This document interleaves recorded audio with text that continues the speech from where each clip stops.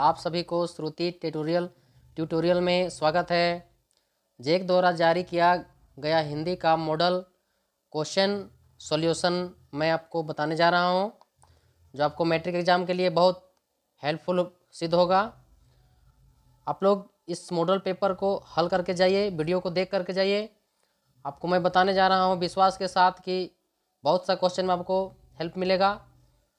ठीक है, देखिए आपको ये जेक द्वारा जारी किया गया ये 2025 का, ये देखिए ये आपका 2025 का मॉडल है, मॉडल सेट का क्वेश्चन है। ठीक है, इसको हल करके मैं आपको बताने जा रहा हूँ। ध्यान दीजिए, आप लोग इसको पढ़ाई कीजिए ठीक से। आपको मैट्रिक एग्जाम में बहुत सा हेल्पफुल सिद्ध होगा, कारगर सिद्ध होगा। आप लोग इसको ध्यान दीजिए। तो देखिए ये जो क्वेश्चन है आपका, क्या झारखंड, क्वेश्चन थोड़ा सा ध्यान दीजिए। ये देखिए कुल प्रश्नों की संख्या 52 है, जो 4 खंडों क ख ग घ में विभक्त है। ये 4 खंड में बांटा हुआ है। खंड क में प्रश्न संख्या 1 से 30 तक बहुविकल्पीय प्रश्न है। प्रत्येक प्रश्न के 4 विकल्प दिए गए हैं। सही विकल्प का चयन कीजिए। प्रत्येक प्रश्न का मान 1 अंक निर्धारित है। मैं तो पहले वीडियो में भी बता चुका हूँ, ठीक ना। इसमें किसी प्रकार का माइनस मार्किंग नहीं है। जो भी आप बनाइएगा, जो सही होगा वो पूरा का पूरा नंबर आपको मिल जाएगा, जो मल्टी चॉइस क्वेश्चन है उसमें से। फिर है खंड ख में प्रश्न संख्या 31 में, यानी 31 से 38 तक अति लघु स्तरीय प्रश्न है, जिसमें से किन्हीं 6 प्रश्नों का उत्तर देना अनिवार्य है। प्रत्येक प्रश्न का मान 2 अंक निर्धारित किया गया है। ठीक है, और जो खंड ख भाग में है उसमें से 31 से लेकर 38 तक जो क्वेश्चन दिया है, उसमें से आपको कुल मिलाकर मात्र 6 प्रश्नों का उत्तर देना है, जिसमें से आपको प्रत्येक प्रश्न के उत्तर में 2 अंक मिलेंगे। ठीक ना। नेक्स्ट है खंड घ में प्रश्न संख्या 39 से 40 तक लघु उत्तरीय प्रश्न है, जिसमें से किन्हीं 6 प्रश्नों का उत्तर देना अनिवार्य है। इसमें क्या है, आपको 3 अंक मिलेंगे, यानी 39 से लेकर 40 तक जितने भी प्रश्न रहेंगे उनमें से आपको मात्र 6 प्रश्न का उत्तर देना है। उसी तरह से आपका है खंड घ में प्रश्न संख्या 47 से 52 दीर्घ उत्तरीय प्रश्न है, जिसमें से किन्हीं 4 प्रश्नों का उत्तर देना अनिवार्य है। प्रत्येक प्रश्न का मान 5 अंक निर्धारित है, यानी कि प्रत्येक प्रश्न का अंक कितने मिलेंगे, तो 5 अंक मिलेंगे। उसमें कितना देना है, 47 से 52 के बीच में आपको मात्र 4 प्रश्नों का उत्तर देना है। ठीक है, तो हम लोग जो मल्टी चॉइस क्वेश्चन है उसको हम लोग देखते हैं, और कुछ कुछ ये भी क्वेश्चन बना देते हैं, जैसे 2 नंबर का क्वेश्चन, या फिर आगे देखते हैं। ठीक ना, देखिए क्वेश्चन है निम्नलिखित गद्यांश को ध्यानपूर्वक पढ़कर पूछे गए प्रश्नों के उत्तर दें। यानी स्वास्थ्य हमारे जीवन का सबसे महत्वपूर्ण पहलू है। स्वस्थ शरीर में ही स्वस्थ मस्तिष्क का निवास होता है। यदि हम स्वस्थ रहना चाहते हैं तो हमें अपने खान पान, दिनचर्या और मानसिक स्वास्थ्य का ध्यान रखना चाहिए। यानी कि संतुलित आहार, नियमित व्यायाम और पर्याप्त नींद अच्छे स्वास्थ्य के मुख्य स्तंभ है। इसके अतिरिक्त तनाव से बचना, सकारात्मक सोच रखना भी स्वास्थ्य बनाए रखने में सहायक होता है। स्वास्थ्य का सीधा संबंध हमारे दैनिक कार्यों और उत्पादन से होता है। जो व्यक्ति स्वस्थ होता है वह न केवल शारीरिक रूप से बल्कि मानसिक रूप से भी अधिक सक्षम होता है। तो इस तरह से हम लोग को क्वेश्चन को पढ़ करके और जो क्वेश्चन दिया हुआ है उसको क्या करना है, उत्तर देना है। ठीक ना। तो देखिए क्वेश्चन क्या दिया है, नंबर 1 में देखिए, ध्यान दीजिए थोड़ा सा आप लोग। स्वास्थ्य जीवन जीने के लिए गद्यांश में किन मुख्य स्तंभों का उल्लेख किया गया है। तो आप लोग अभी पढ़ के बताए थे हम, तो बताइए ये क्या बताया गया है कि संतुलित आहार, नियमित व्यायाम और पर्याप्त नींद, यानी स्वस्थ जीवन जीने के लिए गद्यांश में क्या उपयोग करेंगे, दिया है संतुलित आहार, नियमित व्यायाम। यहाँ देखिए संतुलित आहार, नियमित व्यायाम और पर्याप्त नींद इस स्वास्थ्य के लिए मुख्य स्तंभ है। ठीक ना। यानी कौन होगा पहला वाला, पहला का आपका होने जा रहा है ए वाला। ठीक ना। फिर है स्वास्थ्य का सीधा संबंध किससे है, तो स्वास्थ्य का सीधा संबंध किससे है, सामाजिक जीवन से या दैनिक कार्यों और उत्पादकता से या फिर धन संपत्ति से या भाग दौड़ भरी जिंदगी से। यानी किससे है? दैनिक कार्यों और उत्पादकता से। आप लोग के बीच में पढ़े हैं पहले। फिर नेक्स्ट देखते हैं, तनाव से बचने के लिए गद्यांश में क्या उपाय सुझाया गया है? तनाव से बचने के लिए क्या गद्यांश दिया गया है भाई? अधिक काम करना, सकारात्मक सोच रखना, पर्याप्त खाना खाना या देर रात तक जगना। नहीं, अधिक काम करना तो ये नहीं है, पर्याप्त खाना ये कोई बड़ी बात चीज़ नहीं है, देर रात तक जगना ये भी। सकारात्मक सोच रखना, यानी सकारात्मक सोच आप रखते हो तो इसमें से आपका सभी तरह से ये काम हो जा रहा है। अधिक काम करना या फिर देर रात तक सोना जगना या पर्याप्त खाना, यानी सकारात्मक सोच अगर है आपका तो सब कुछ ठीक हो सकता है। उसी तरह से नेक्स्ट में हम लोग देखेंगे, भाग दौड़ भरी जिंदगी में स्वास्थ्य को नज़रअंदाज करने का क्या परिणाम हो सकता है? भाग दौड़ जिंदगी में तो देखते हैं, शांति और सुकून, दीर्घकालिक बीमारियों का खतरा, बेहतर उत्पादकता, अधिक ऊर्जा प्राप्त होना। देखिए, भाग दौड़ भरी जिंदगी में स्वास्थ्य को नज़रअंदाज करने का क्या परिणाम है? देखिए, भाग दौड़ जिंदगी में अगर शरीर को ध्यान नहीं दोगे क्या हो सकता है? यानी हो सकता है कि दीर्घकालिक बीमारियों का खतरा हो जाएगा। इसलिए ये भाग दौड़ समय नहीं निकलने, यानी समय नहीं, स्वस्थ शरीर पर समय नहीं देने से क्या होगा? हमारा शरीर नुकसान हो सकता है और लंबे समय तक बीमारियों का खतरा बना रह सकता है। ठीक है, तो हम लोग आगे फिर चलते हैं। आगे फिर दिया है, निम्नलिखित गद्यांशों को ध्यानपूर्वक पढ़कर पूछे गए प्रश्नों के उत्तर दें। नारी है शक्ति है, नारी है ज्ञान, नारी के बिना अधूरी है सृष्टि महान। क्या बात है। वह स्नेह का सागर, करुणा की धार, नारी है सृजन की अद्भुत पुकार, संघर्षों से आगे बढ़ती है नारी, हर बाधा को वह सरलता से हारी, समर्पण साहस धैर्य का प्रतीक, नारी के बिना जीवन अधूरा, अधेर, सम्मान दो नारी को, पहचान दो उसके सपनों को भी उड़ा दो, नारी है प्रकाश, नारी है जीवन, उससे ही यह जगत स्पंदन। यानी इस पद्यांश के अनुसार क्या कहा है? पद्यांश के अनुसार नारी के बिना क्या अधूरी है? बताइए, नारी के बिना क्या अधूरा है? अधूरा है तो समाज, सृष्टि, शिक्षा या राजनीति। तो नारी के बिना इस सृष्टि का होना अधूरा है, यानी सृष्टि। ठीक है, फिर नारी को किसका प्रतीक बताया गया है? नारी को किसका प्रतीक बताया गया है? बताइए। तो संघर्ष और क्रोध का या समर्पण साहस और धैर्य का। तो नारी क्या है? समर्पण साहस और धैर्य। उसी तरह से नेक्स्ट है, पद्यांश में नारी को किन गुणों से संबोधित किया गया है? क्रोध और लालच, स्नेह करुणा सृजन, यानी सात का क्या होगा? बी, स्नेह करुणा और सृजन, धन और वैभव नहीं, कठोरता और अनुशासन भी नहीं। आगे चलते हैं, नारी को स्वप्नों के लिए क्या आग्रह किया गया है? तो उन्हें दबाने का, उन्हें उड़ान देने का, उन्हें नज़रअंदाज करने का, उन्हें सीमित रखने का। तो क्या होगा? उन्हें उड़ान देने का। बहुत मस्त क्वेश्चन है, आप लोग सब ध्यान दीजिए, इसको अध्ययन करिए बढ़िया तरह से और आप एग्जाम में लिखने जाओगे, आपका बहुत हेल्पफुल होगा। ठीक है, फिर आगे देखते हैं हम लोग। देखिए स्टूडेंट सब, अब ध्यान दीजिए आप लोग, निम्नलिखित प्रश्नों के सही विकल्प का चयन कीजिए। ये व्याकरण से संबंधित है। सकर्मक क्रिया का उदाहरण हो, सकर्मक जिसमें क्रिया हो, क्रिया का पता चल सके। सकर्मक जिसमें कर्म प्रधान हो। हम लोग देखते हैं इसको। तो 9 का देखते हैं क्या है? बच्चा रो रहा है। रो रहा है मतलब क्या रो रहा है? ऐसा कुछ पता नहीं चल पा रहा है। मैं खाना खा रही हूँ, अगर पूछा जाए खा रही हूँ तो क्या खा रही हूँ? तो पता चल रहा है कि खाना यानी भात खा रही हूँ। पक्षी उड़ रहा है, क्या उड़ रहा है? चंद्रमा चमक रहा है, क्या चमक रहा है? कैसा चमक रहा है? यानी तो क्या होगा? मैं खाना खा रहा हूँ, यानी कि बी का उत्तर हो जाएगा। ठीक है, हम लोग आगे देखेंगे। फिर है सकर्मक क्रिया और अकर्मक क्रिया में मुख्य अंतर क्या है? अब हम लोग ध्यान देंगे तो अंतर दोनों में क्या है भाई? कर्ता में क्रिया में, कर्म की आवश्यकता में और वाक्य की संरचना में। तो क्या होगा? कर्म की आवश्यकता में। उस तरह से हम लोग नेक्स्ट देखेंगे, सकर्मक क्रिया में हमेशा क्या होता है?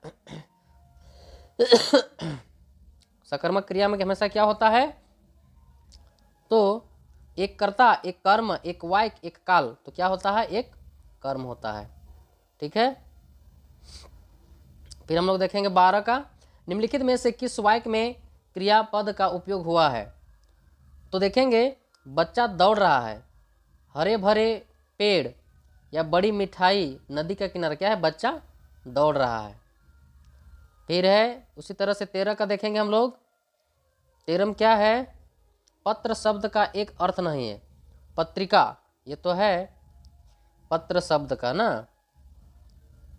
फिर है पत्र शब्द का एक अर्थ नहीं है, पत्रिका, पता, चिट्ठी,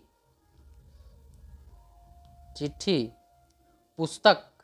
ये पुस्तक पत्र से अलग है। ठीक है। इस तरह से हम लोग आगे देखेंगे, मुख शब्द का एक अर्थ क्या होता है? मुख, मुख अर्थात बोले तो चेहरा, द्वार, कंठ, सिर। कौन सा होगा? तो चेहरा होगा। ठीक ना। फिर हम लोग आगे चलेंगे, अवयव यानी अवयव शब्द की परिभाषा क्या है? किसकी? अवयव शब्द, अवयव शब्द की परिभाषा यानी जो समय, स्थान, काल आदि में परिवर्तन करता है, जो वाक्य में कार्य करता है, या फिर नंबर सी, जो अपनी स्थिति या रूप में कभी नहीं बदलता, जो वाक्य में संज्ञा के रूप में आता है, यानी कि जो अपनी स्थिति या रूप में कभी नहीं बदलता। ठीक ना। तो 15 का सी। थोड़ा सा 16 को देखेंगे हम लोग। 16 में क्या है? वह जल्दी आया वाक्य में जल्दी शब्द किस प्रकार का अव्यय है? तो देखेंगे 16 को, तो कालवाचक अव्यय, क्रिया विशेषण अव्यय, स्थानवाचक अव्यय, संबंधवाचक अव्यय, यानी क्रिया विशेषण अव्यय हो जाएगा। फिर हम लोग देखेंगे 17 का, राजमहल शब्द किस प्रकार का समास है? 17 में क्या है?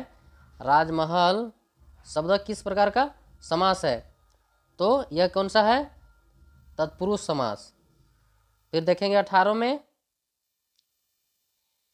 18 में क्या है? बहुव्रीहि समास में किस प्रकार के पद होते हैं? तो किस प्रकार के पद होते हैं? तो दो पदों का अर्थ एक साथ मिलकर नया अर्थ बनाता है। दोनों पदों का अर्थ एक ही होता है, पहला पद दूसरे पद का विश्लेषण करता है, या डी में समास का अर्थ दोनों पदों से अलग है। क्या हो जाएगा? 18 का डी हो जाएगा। ठीक है। आगे देखेंगे हम लोग 19 में क्या है? तुम स्कूल जाओ, मैं यानी और मैं घर पर रहूंगा, इस वाक्य का प्रकार क्या है? देखते हैं हम लोग 19 का। तो सरल वाक्य है, मिश्र वाक्य या संयुक्त वाक्य या विशेष वाक्य। क्या है? ये संयुक्त वाक्य है। फिर 20 का क्या है? मैंने उसे बुलाया क्योंकि वह देर से आया था, इस वाक्य में कौन सा वाक्य है? 20 का हम लोग देखेंगे, तो यह मैंने उसे बुलाया क्योंकि वह देर से आया था, इस वाक्य में कौन सा वाक्य है? यानी कि सरल वाक्य, मिश्र वाक्य है। कौन सा है? यह मिश्र वाक्य है। फिर हम लोग देखेंगे, आगे देखते हैं, निम्नलिखित गद्यांश को ध्यानपूर्वक पढ़कर दिए गए प्रश्नों के लिए सही उत्तर का चयन करें। यानी बार बार सोचते क्या होगा उस कौम का जो अपने देश की खातिर घर गृहस्थी जवानी जिंदगी सब कुछ होम देने वालों पर भी हंसती है और अपने लिए बिकने के मौके ढूंढती है। दुखी हो गए 15 दिन बाद फिर उसी कस्बे से गुजरे। कस्बे में घुसने से पहले ही ख्याल आया कि कस्बे की हृदय स्थली में सुभाष की प्रतिभा यानी प्रतिमा अवश्य ही प्रतिष्ठापित होगी, लेकिन सुभाष की आंखों पर चश्मा नहीं होगा। तो हम लोग देखते हैं, यानी 21 में क्या है? गद्यांश में निम्नलिखित को किस बात का दुख हो रहा है? यानी कौम की मानसिकता और अपने देश के प्रति उनकी निष्ठा, चश्मे की कमी, या सुभाष चंद्र बोस की मूर्ति के बारे में, या अपने जीवन के फैसले के बारे में। तो कौन होगा 21 का? ये कौम की मानसिकता और अपने देश के प्रति उनकी निष्ठा को दर्शाता है। ठीक है। हम लोग देखते हैं आगे, गद्यांश में लेखक का यह विचार सुभाष की आंखों पर चश्मा नहीं होगा का अर्थ क्या है? तो हम लोग देखते हैं, चश्मा सुभाष चंद्र बोस की पहचान का हिस्सा नहीं था, सुभाष चंद्र बोस की मूर्ति में कोई कमी नहीं थी, यही ना है। फिर नेक्स्ट हम लोग देखते हैं, नेक्स्ट में है, बेटे के क्रियाकर्म में तुल नहीं किया, पतोहू से ही आग दिलाई उसकी, किंतु ज्यों ही श्राद्ध की अवधि पूरी हो गई, पतोहू के भाई को बुलाकर उसके साथ कर दिया, यह आदेश देते हुए कि इसकी दूसरी शादी कर देना। इधर पतोहू रो रो कर कहती, मैं चली जाऊंगी, मैं बुढ़ापे में कौन आपके लिए भोजन बनाएगा, बीमार पड़े तो कौन एक चुल्लू पानी भी देगा, मैं पैर पड़ती हूँ, मुझे अपने चरणों से अलग नहीं कीजिए। लेकिन भगत का निर्णय अटल था, तू जा, नहीं तो मैं ही इस घर को छोड़कर चल दूंगा। यह थी उनकी आखिरी दलील, और इस दलील के आगे बेचारी क्या चलती। तो हम लोग देखते हैं आगे, प्रश्न नंबर 23 में भगत का निर्णय क्या था? तो पतोहू को घर में ही रखने का या पतोहू को दूसरी शादी कराने का? क्या था? पतोहू को, यानी पतोहू की दूसरी शादी कराने का। नेक्स्ट में क्या है, पतोहू ने क्या कहा था कि जब भगत ने उसे घर छोड़ने के लिए कहा तो उसने क्या क्या कहा, मैं घर पर नहीं जाऊंगी, मैं दूसरी शादी करूंगी, या मैं आपके लिए बुढ़ापे में भोजन बनाऊंगी। क्या कहा? मैं आपके लिए बुढ़ापे में भोजन बनाऊंगी, ठीक है। फिर नेक्स्ट चलते हैं हम लोग, निम्नलिखित पद्यांश को ध्यान पूर्वक पढ़कर दिए गए प्रश्नों के लिए उत्तर का चयन करें, ठीक है। क्या है? भुजबल भूमि भूप बिनु किन्हीं, विपुल बार मही देवंत दिन्ही, सहस बाहु भुज छेद निहारा, परशु बिलोकु महीप कुमारा, मातु पितही जन सोच बस करसी, महिष किशोर। यानी गर्भन के अर्भक दलन परशु हैं मोर अति घोर। यानी गर्भन के अर्भक दलन में अर्भक का क्या अर्थ है, यानी अर्भक का क्या अर्थ हम लोग देखेंगे। तो गंधक, अब्रक, शत्रु या बच्चा, इसका क्या हो जाएगा उत्तर? बच्चा, ठीक है। फिर हम लोग देखेंगे आगे, महीप कुमार किसे कहा गया है? महीप कुमार किसे कहा गया है? महीप कुमार किसे कहा गया है? भगवान शिव जी को, या राम जी को, या लक्ष्मण जी को, या परशुराम जी को? तो किन्हें कहा गया है? लक्ष्मण जी को, ठीक ना। 27 में है, विपुल बार मही देवन नह, दिन्ही में मही देव किसका संदर्भ है? तो किसका संदर्भ है? महादेव शिव जी का, महादेव शिव का, है ना। महात्मा गांधी कोई युद्ध देवता या कोई राजा नहीं, किसका? महादेव शिव का। फिर हम लोग आगे देखते हैं, परशु बिलोकु महीप कुमारा में परशु किसके लिए प्रयुक्त हुआ? किसके लिए प्रयुक्त हुआ? तो एक युद्ध अस्त्र के लिए प्रयोग हुआ, या किसी शक्तिशाली देवता का नाम, या राजा की तलवार, किसी खास प्रकार का धनुष, तो किसके लिए हुआ है? एक युद्ध अस्त्र के लिए। फिर हम लोग देखेंगे, गंतोक का क्या अर्थ है? गंतोक का क्या अर्थ है? घाटी, जंगल, पत्थर, क्या है? पहाड़। उसी तरह 30 का देखेंगे, क्या है? 30 में महात्मा गांधी जितेन नार्गे की जीप में किसकी तस्वीर लगी हुई थी? महात्मा गांधी की, दलाई लामा की, या महात्मा बुद्ध की, या महावीर की? किनकी लगी हुई थी? दलाई लामा की, ठीक ना। तो देखते हैं आगे नेक्स्ट खंड में क्या है। खंड ख में अति लघु स्तरीय प्रश्न, इससे पहले हम बता चुके हैं कि इसमें 31 नंबर क्वेश्चन से लेकर 38 नंबर क्वेश्चन तक में से किन्हीं मात्र 6 को क्वेश्चन का उत्तर देना है। प्रत्येक प्रश्न के उत्तर में कितने मिलेंगे? 2 अंक मिलेंगे, है ना। तो देखिए, इसमें जो किन्हीं 6 प्रश्न का उत्तर देना है। पहला प्रश्न है, उद्धव के व्यवहार की तुलना किससे की गई है? तो उद्धव की व्यवहार की तुलना तो आप लोग को मालूम होगा, पढ़े हैं आप लोग। तो उद्धव के व्यवहार की तुलना किनसे की गई है? तो कमल के पत्ते और जल में रखे तेल के गागर से की गई है। यानी कि उद्धव के व्यवहार की तुलना कमल के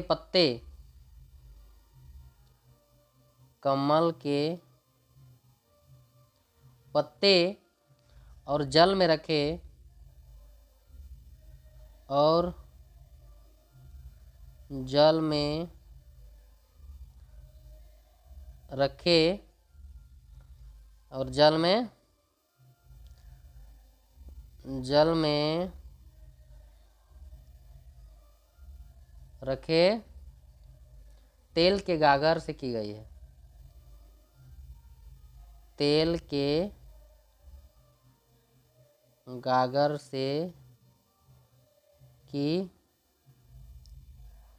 गई है। ठीक है, तो देखिए आप लोग इस तरह से उतारते चलिए, क्योंकि समय ज़्यादा वीडियो लंबा हो जाएगा ठीक बात नहीं होगा, आप लोग को भी थोड़ा बोरिंग लगेगा।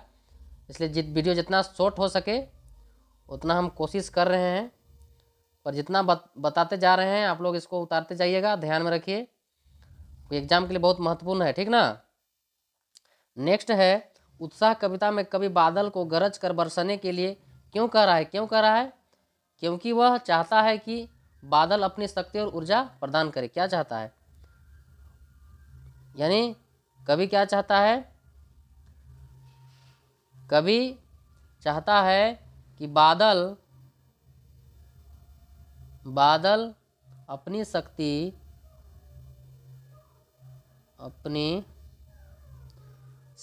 और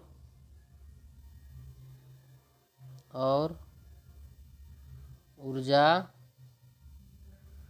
प्रदान करे। ठीक ना। ये हो गया। उसी तरह से अगला नंबर का है,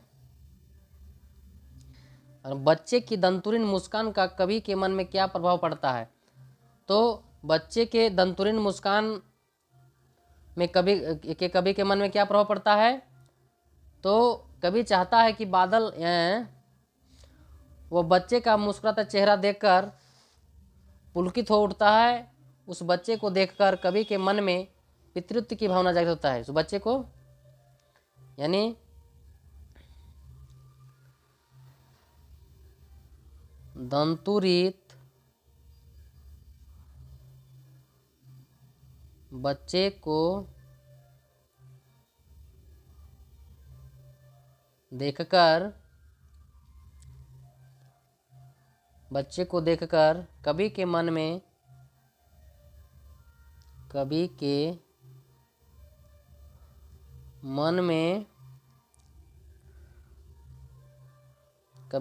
पितृत्व की भावना जागृत होती है। किसकी? कवि के मन में पितृत्व की भावना जागृत होती है। ठीक ना। चलिए इसको मिटा देते हैं।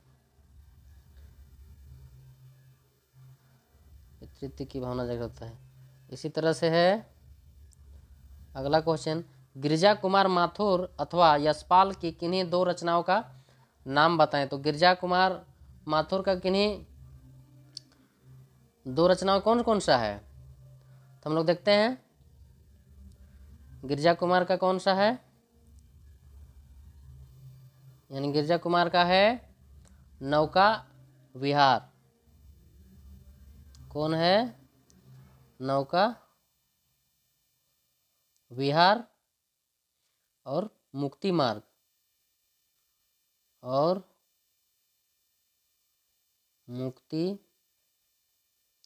मार्ग उसी तरह से यशपाल के किन्हीं दो रचना। यशपाल के कौन है? यशपाल में देखिए,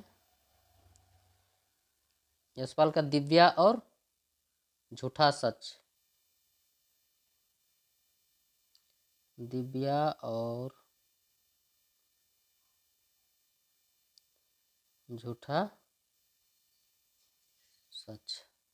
ठीक है, फिर इसको हम लोग मिटा देते हैं। अगला क्वेश्चन को देखेंगे।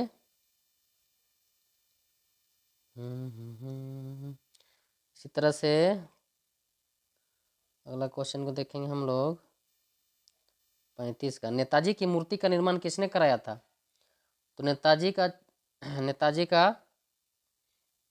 मूर्ति का निर्माण किसने कराया था? तो इसका उत्तर होगा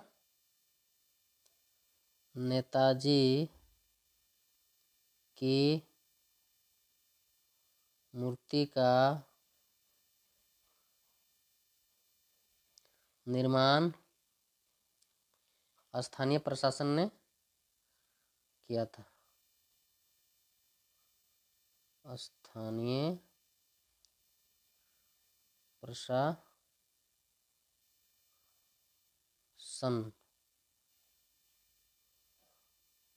ने किया था। वीडियो बहुत लंबा बन जाएगा स्टूडेंट्स, इसलिए वीडियो को यहीं तक रोक देता हूँ। फिर अगला वीडियो जो होगा उसमें हम आपका सारा क्वेश्चन को पूरा कर दूंगा। ठीक है, ठीक है बच्चे, आप लोग ध्यान लगा के पढ़िए, बहुत बढ़िया से पढ़िए और रिजल्ट अच्छा से अच्छा लाइए, हमें बहुत खुशी होगी। धन्यवाद।